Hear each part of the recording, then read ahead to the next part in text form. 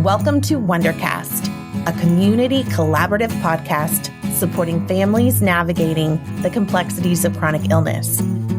This month of June, Wondercast will focus on resources that highlight or support dads and the role of chronic illness in their lives.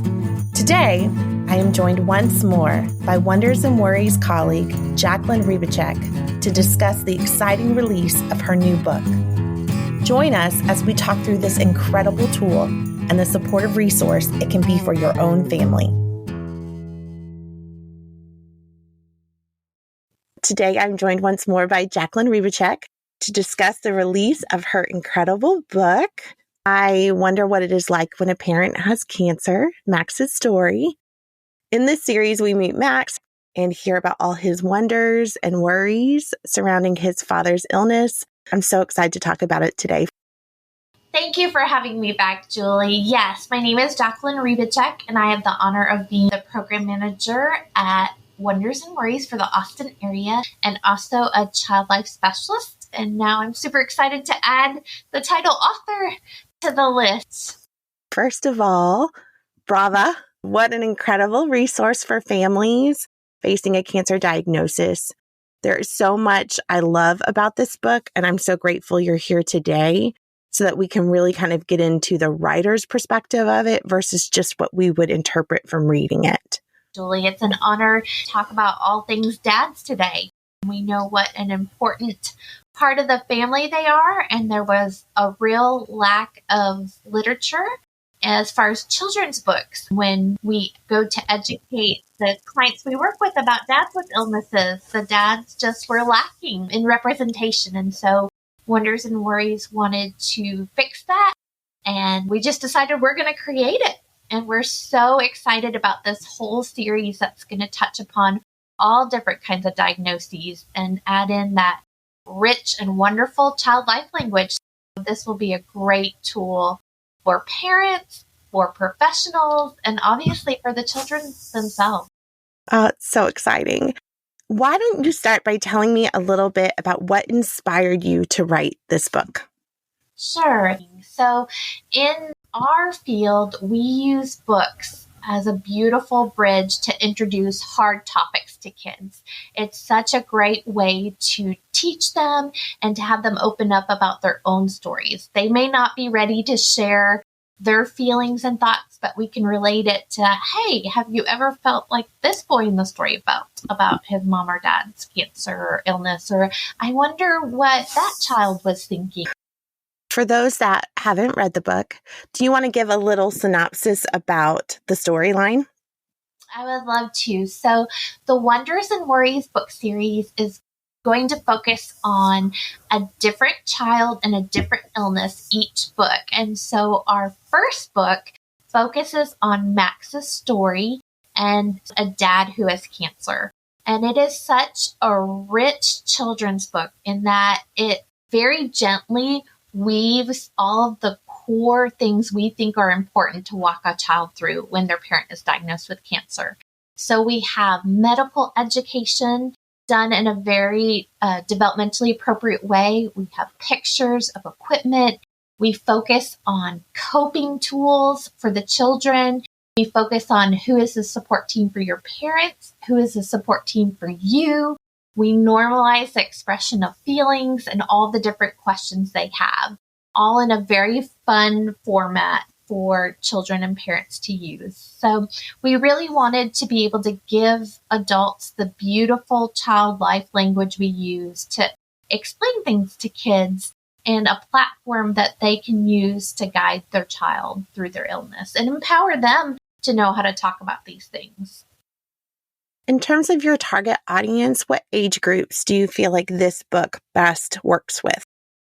So this is a great book for the elementary age like 3 to 12, but even teenagers. I encourage a little trick I have is to have teens read it to their younger brothers and sisters because they still get a lot out of it and a lot of their questions answered. This book does have a lot, like you said, a lot of rich content. Do you feel like this is something that could be read in one setting, or do you recommend breaking it up into either nightly readings or little chapter sections? So it really is a multi-tiered book. So we designed it, if a child has an attention span, you can cover the entire book in one sitting, but it's really divided into little short snippet chapters that focus on introducing the child to a person on the support team or a particular concept. So it would be great to break it up over the course of a week or over the course of several weeks and come back to it and revisit it as your family actually goes through those experiences. So it highlights surgery and chemotherapy and radiation, and you can pick the parts that relate to your story and your particular situation.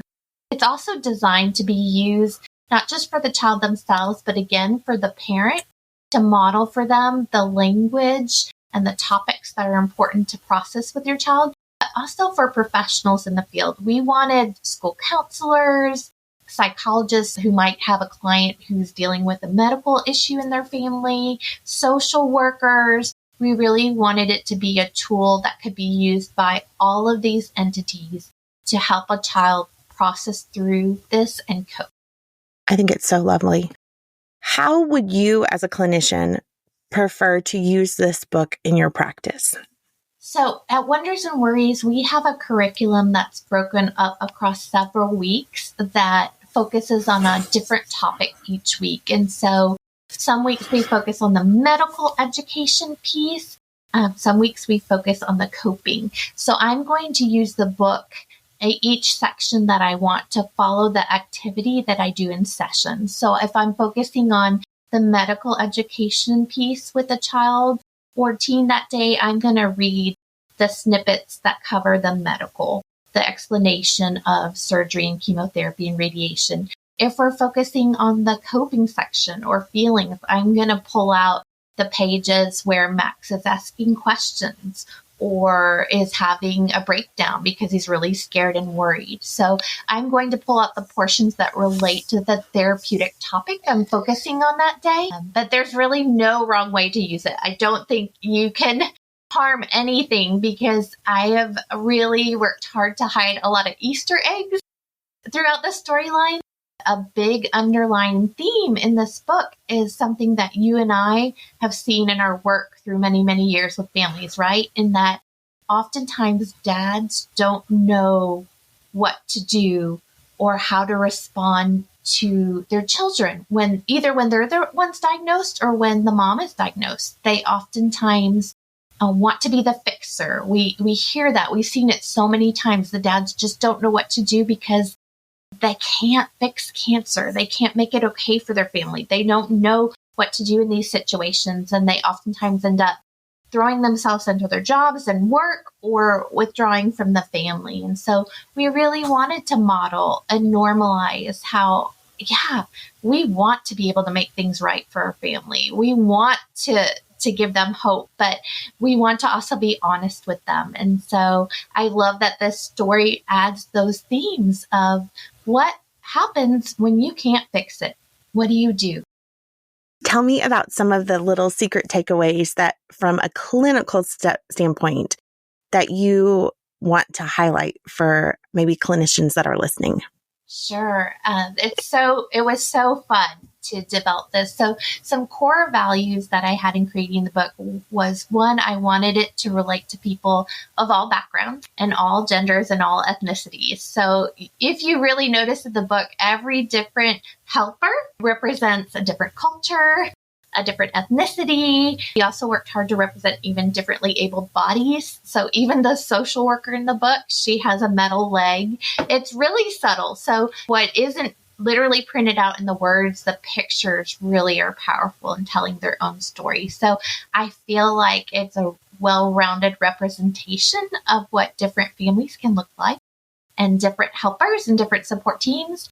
And then also the male perspective of growing up. Max is growing up in a family of fixers, whereas grandpa's always building things and dad is always building things. And they're used to being able to repair and fix things, but in this situation, they can't. And what do Max and dad do? And what are their resources? And what are their tools? So one of the Easter eggs is just the theme of tools. Like not just the literal sense of tools, but what tools do we need to get through these hard things in life? How can we think about who's going to be our support as adults, letting the child know two things. It's important for the child to know who their support team is and all the different people in their lives who are there for them, who can help them cope.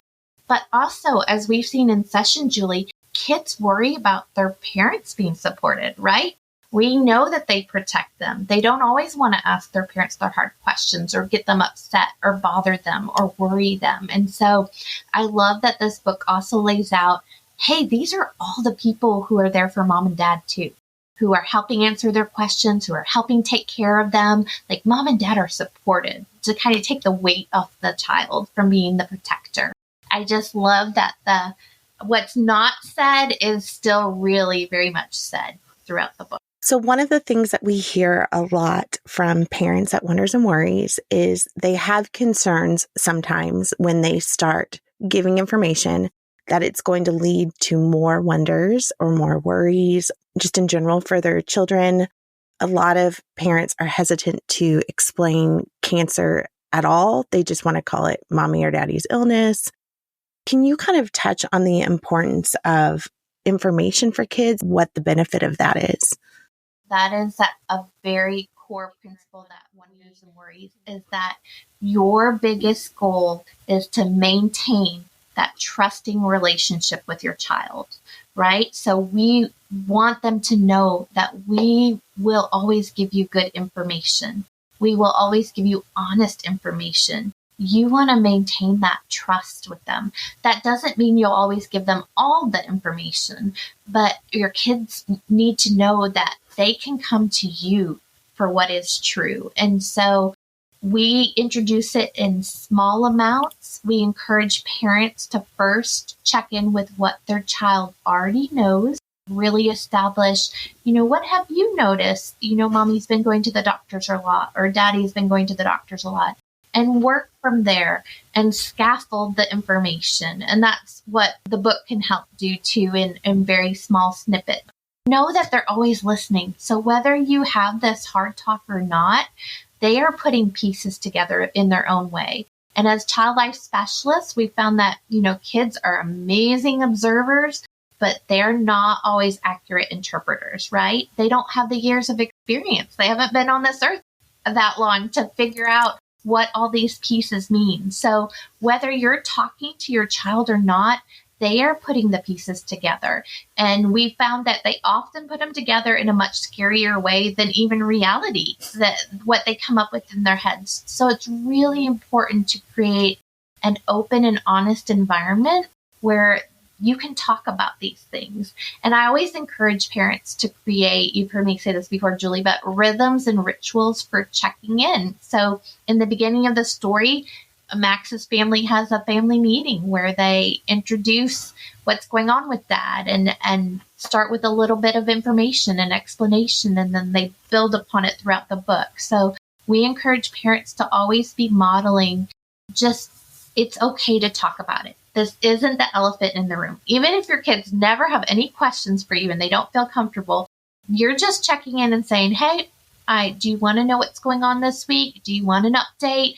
Some children are information seekers and they're hungry for it. They want to know everything, every detail. Who'd you see today? What did they tell you?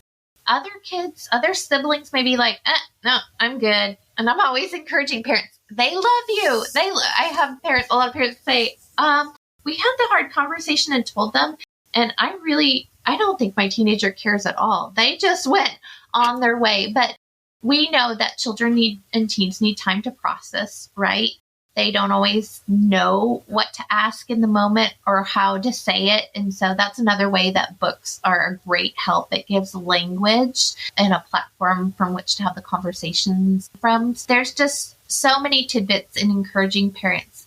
Yes, whatever the topic is, whatever the hard topic is in life, whether it's a cancer diagnosis or terminal illness or drugs or alcohol or friendships, we know that we want to create a relationship with our kids of open and honest communication, that they know they can get the right information from us. There may be times where you say, I don't know, or that's a really great question. Why don't you write that down for my doctor and I'll ask him?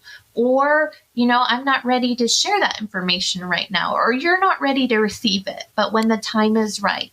There's ways to answer when the timing's not right, but we definitely want to maintain the relationship of you can come to me for good information. You talked about the great tool of having teens be engaged by being the ones reading it to their siblings, because I know that parents have asked before. Do you find that there is a risk involved with having different age groups listening in at the same time to a story? Or do you find that it's more of that scaffolding where one is kind of helping reflect with the other in their own way? I love that you're thinking along those lines, because every child and every teen is different, right? Every personality is different. We know there are some kids that are really sensitive that can't handle as much information or worry. There are anxious kids. I think it's impossible to give a blanket answer. It really comes from knowing your child and knowing each personality. So for some families, we help them come up with a plan to have the conversations individually, right? To tailor it to that child and their personality and their developmental level. Other parents know their kids learn a lot from each other, and the siblings are very encouraging and they can handle that. So it can look different. It can look like a family meeting with all the different ages and just general information given, and you follow up individually with each child. Or it can be that you have a separate conversation with each of your kids, knowing that they're very different and they may need different things. It's okay if you do it all at once and it doesn't go quite right. I'm always encouraging parents that it can look, one kid may run to their room and slam their door. One kid may start crying. One kid may be like, okay, great, thanks. Can I go ride my bike and go meet up with my friend? They may have very different responses, and that's normal. That really is normal. And so you give them time to process and you follow up with each one. But yes, it really comes from knowing your child and knowing what each one needs. So you may break it up or you may do it all together. What do you recommend as being a good follow-up activity to reading these books? And we're going to have lots of resources on our website, and we have an activity book that you can purchase as well. But through our store on Wonders and Worries website, I really model in the book the different activities we literally do in session with the kids. And so some great follow-ups would be to create a question star. So in the book, Max's mom creates a question star. We literally do that at Wonders and Worries. It's a wonderful way as kids come up with things to write it down on a slip of paper and put it in the jar so that we can address those as we go along. We talk about in his backpack in the book, there's Play-Doh to squeeze. So you can invite them. Sometimes we invite kids to create what they think cancer looks like, and then they can squish it and smash it.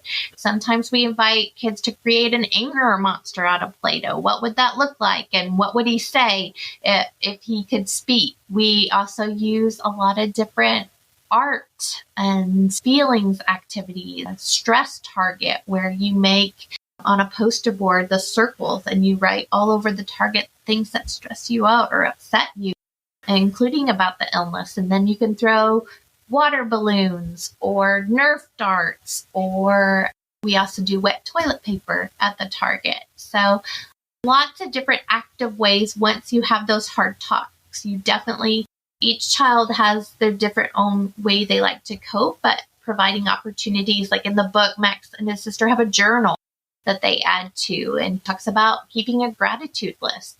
We know scientifically that gratitude is a great antidote for depression. So maybe during this time, your family literally keeps a gratitude list during this time of, even though our family's going through this hard thing, that we can do hard things. And these are all the wonderful things in the midst of this hard thing. People bringing dinner, maybe mom or dad working less and having more time at home. Maybe it will grandma and grandpa coming and staying, and more people showing their love and care. We really do guide kids, like with any challenges in life. Even though there's this hard thing, let's look for the good. Maybe if someone is listening and they don't have a cancer diagnosis in their immediate life, is this book still a safe option for a child to just pick up and read at any time. Yes. The pictures are gentle. The language is gentle. I would use it with my own kids. If a family member or a teacher or a neighbor got cancer, it's a really great base level way to introduce information. A lot of kids have a frame of reference for some of this as well. Like this, when we get to talk about the cells and the blood cells and the side effects, a lot of times in science class, they've learned very basic knowledge about the blood in the body. It's not that these are like taboo topics. It's really a part of life, right? We prep our kids for so many things, Julie. We prep them for stranger danger. We prep them for what to do in the case of a fire, not to play with fire. We prep them for how to answer questions that they or don't want to answer. But we very rarely think about illness and death as things we need to prep our kids for until we get there.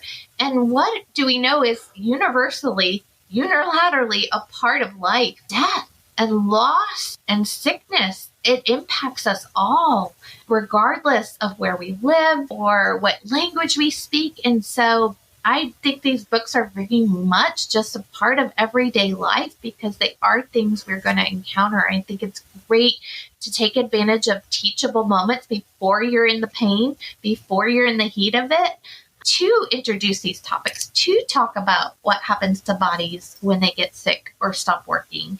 In educating about grief and loss, I'm always telling parents, take advantage of those moments where you're on a nature walk and you see a dead bird, or unfortunately, if you're driving on the road and there's a dead animal and that's really upsetting. But those are great teachable moments to begin to talk about what happens when a body gets hurt and they can't fix it. It stops working and the animal stops breathing and the animal dies. It's a part of life, and these should be topics we're naturally reading about and talking about because they are part of the developmental lifespan, no matter who you are. How do you envision this book kind of matriculating into the different pockets we talked about, into social workers, maybe into a therapeutic environment, into a school environment? What does that look like in your dream world? Sure. So it really was designed for any of those people to be able to pick it up because it has medical education, expression of feelings and questions, and coping skills building. And so anyone in those fields is very familiar with those categories of therapeutic interventions, right? We want to educate kids in their language about what the issue is. We want to invite them to express feelings and questions about it. And then we want to help them become detectives about their own body, where they store their feelings and stress, and what strategies work for them to process and get those feelings out. What positive choices. And so because every book is going to have those bare bones, regardless of the topic, we're going to make it, I wonder what it's like when a parent has ALS. I wonder what it's like when a parent has heart disease. And it's going to be a different child's story, maybe Sally's story or Amy's story or Fred's story. It's going to always come back to the core basic foundations of medical education in the child-friendly language, expression of feelings, questions, and building of coping strategies. And those bones are what all of us professionals use to guide our interventions. So I think it will be a wonderful format for any entity to be able to use in that way. So have any of the other series started in production or in planning? What's next for the book series? So fun to think and dream about. We are in the trenches of gathering priority.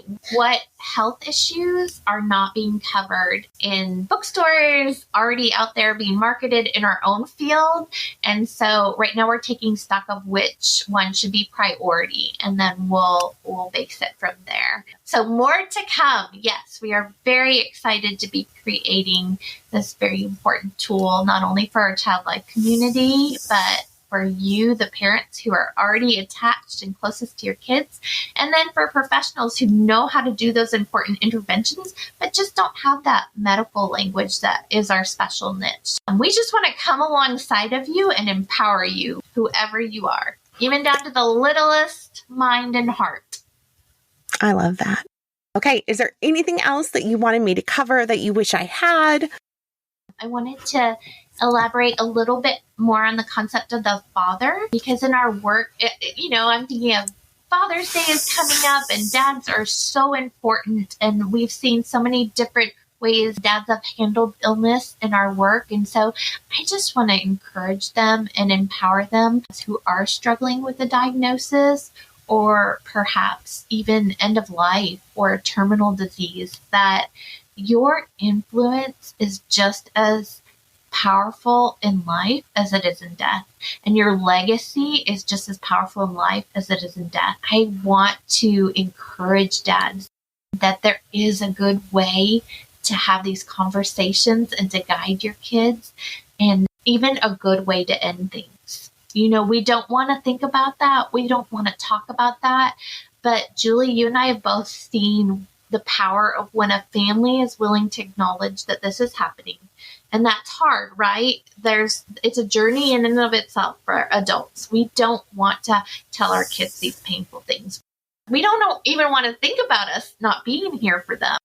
But we know that when a family can accept that and begin to prepare for it and even walk their children through it till the end together, that is very powerful for the kids we work with. It's a completely different way those kids cope than the ones who didn't get the chance to maintain the relationship towards the end and have that closeness and have those conversations. And so I hope in a small way this story helps dads who may be diagnosed think about those things, to not be afraid to lean in, to not be afraid to go there. One of my favorite pages is with Max when he's talking to his grandpa, who's this strong veteran male role model, and they're crying together.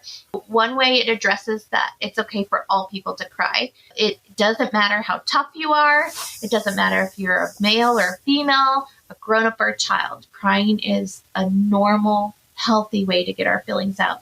And two, it addresses children's fear that their parents will die. And that was questioned a little bit whether to include that in the book. And I really fought for that because we know that that is a very normal question and fear kids have. They may not feel brave enough to voice it to their parents, but when we get them in our sessions and we're helping them think about all their worries and fears, we hear that. We know whether it's stage 1 or stage 4, it goes through their mind. And so that's an important conversation to have with your child. And a lot of times we guide parents to say, you know what? The doctors are doing everything they can do right now. I have a great team, and this is what's happening right now. But if things change, I will let you know. And that really is enough for kids. Sometimes parents wait because they just don't have the answers themselves. And I get that. But it's okay to let them know what's happening right now and to give them the confidence that if things change, we will let you know. And that really, we know, does so much for the child and teen in their coping and their being able to engage in just everyday living and not stressing and worrying about what's happening. And so I just wanted to remind dads, you are such important people in your children's and teens' lives. And if you have to walk through sickness and even a terminal diagnosis, please know that they need you just as much then. Do not be afraid of those hard conversations and questions. There is a way to do it in such a powerful way that your legacy lives on and helps them cope. Thank you for tuning in to our podcast today. Please subscribe and continue to check back as our content is ever evolving. For questions or specific content-related requests, please send an email to podcast@wondersandworries.org.